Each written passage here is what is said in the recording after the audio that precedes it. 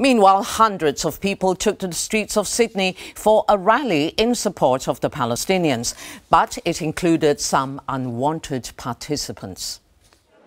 Among the protesters at Sydney Town Hall was a string of members from the National Anarchist Movement. Their banners and flyers expressed support for the Palestinian people, but their alleged association with anti-Semitic movements sparked a harsh response. We don't want you here, understand that.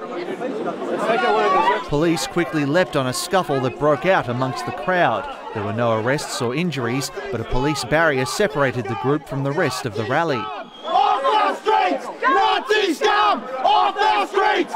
From there, the demonstration remained peaceful. Speakers of all faiths gathered to express their dismay at the violence in Gaza and call for more governments to withdraw support from Israel. We don't hate Jews. We hate occupation.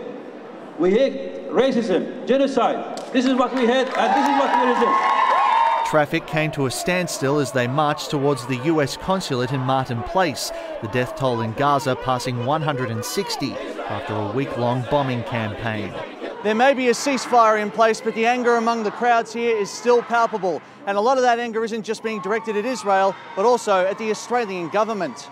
The Greens are also calling for action, especially now that Australia is part of the UN Security Council. For too long, Australia has voted en bloc with Israel and the United States. That is no way to address the many problems in this part of the world. Australian Palestinians got families in Gaza. We don't mind about Australia maintaining its relation with Israel, we understand that, but we want them to see our part of the story.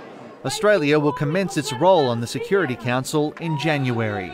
Manny Tsigas, World News Australia. The Pakistani government has